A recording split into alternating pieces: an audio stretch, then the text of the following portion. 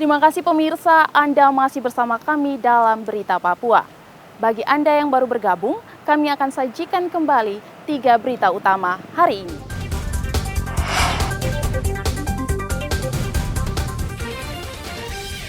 Diadang kelompok kriminal bersenjata, 3 warga tewas, mobilnya dibakar. Ketakutan akibat diteror kelompok separatis, warga minta perlindungan pemerintah.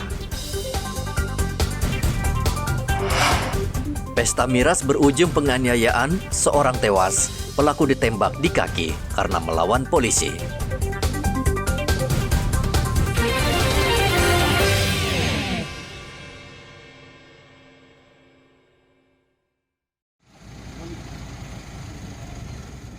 Kepala Distrik Ramamongga yang dianiaya orang tak dikenal akhirnya dimakamkan.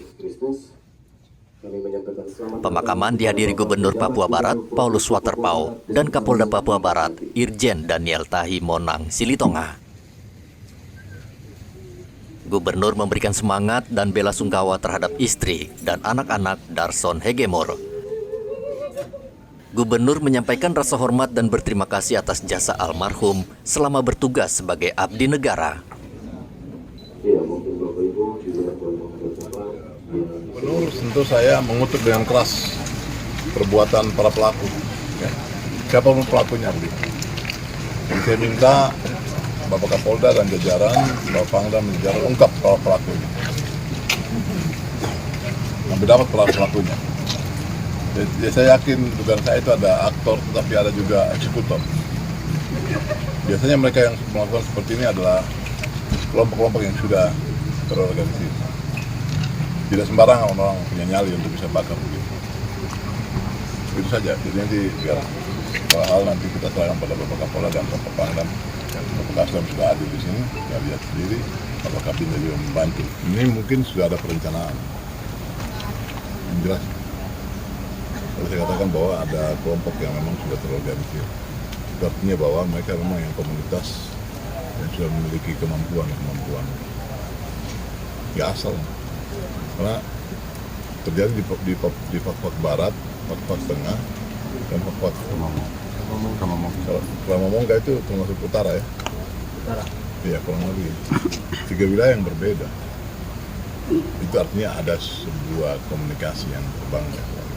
Itu artinya ada kelompok yang Ini kita pada tahap penyelidikan, pengumpulan informasi yang sebanyak-banyaknya dari tempat kejadian. Ini baru diolah tempat kejadian perkaranya, dan pengolahan tempat kejadian perkara itu biasanya berjalan tidak bisa hanya sekali. Jadi perlu dilakukan secara teliti sehingga kita mendapatkan fakta-fakta yang jelas di lapangan.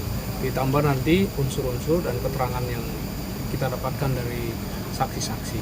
Nah sekarang beberapa orang mungkin Direktorat Reserse Kriminal Umum bersama Satreskrim Polres Fakfak sedang memintai keterangan beberapa orang saksi-saksi, sehingga itu nanti kita olah, kita analisis untuk menentukan langkah selanjutnya. Ya. Terkait pelaku pembunuhan kepala distrik itu Jenderal sudah. Nah itu juga nanti akan kita cek, kan semuanya juga tidak bisa satu kali kesimpulan ya. Nanti beberapa keterangan-keterangan yang kita kumpulkan ini dikaitkan dengan fakta-fakta yang ada, baru kita bisa simpulkan apa sih yang sebenarnya yang terjadi, kemudian siapa pelakunya. Ya. Jenazah diusung keluar menuju ke kendaraan. Almarhum dimakamkan di Taman Makam Pahlawan Lembah. Keluarga korban meminta aparat mencari dan menangkap para pelaku dan diproses hukum. Sekelompok orang tak dikenal 15 Agustus lalu menyerang Kepala Distrik Ramamongga, Darson Hegemor hingga tewas. Pelaku juga membakar kantor distrik dan sebuah sekolah. Belum diketahui secara pasti motif pelaku melakukan penyerangan saat warga tengah merayakan HUT RI. Rian Tonai melaporkan dari Fakfak, Papua Barat.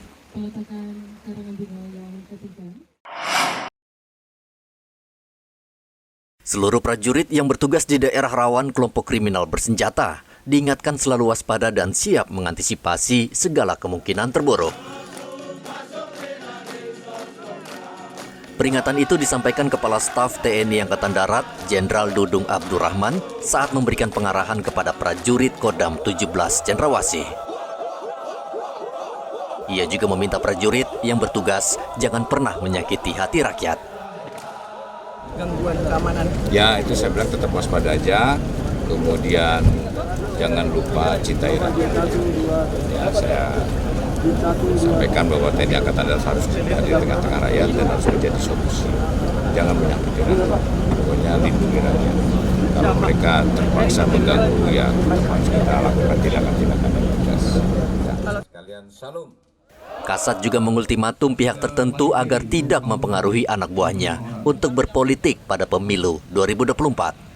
Ia menyatakan saat ini banyak purnawirawan TNI yang mendukung salah satu calon yang bertarung pada pemilu 2024. Namun pilihan tersebut pribadi, bukan mewakili TNI. Dari kota Jayapura, Papua, Hendra melaporkan.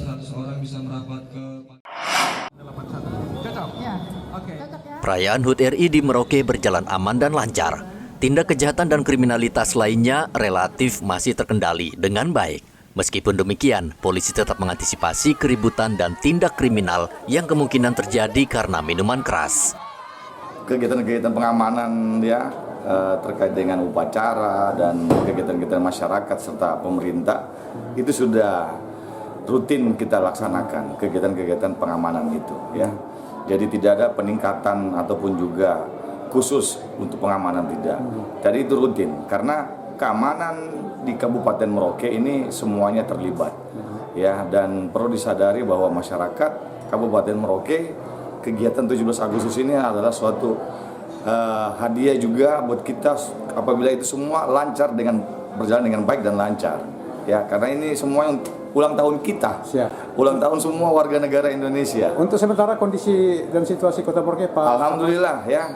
Memang ada kemarin beberapa kegiatan-kegiatan masyarakat, tapi semuanya bisa terlaksana dengan baik dan lancar ya. Ya alhamdulillah kondusif Merauke ya. Alhamdulillah berkat ya bantuan kerjasama daripada saudara-saudara kita semua masyarakat Kabupaten Merauke. Ya. Sandi menambahkan HUT RI tahun ini merupakan pesta rakyat dan sekaligus momen penting untuk mengenang perjuangan para pahlawan merebut kemerdekaan. Polisi, menurut Sandi, mengizinkan warga masyarakat melakukan berbagai kegiatan untuk memeriahkan HUT kemerdekaan, namun tetap menjaga stabilitas keamanan. Muhammad Ridwan melaporkan dari Merauke, Papua Selatan.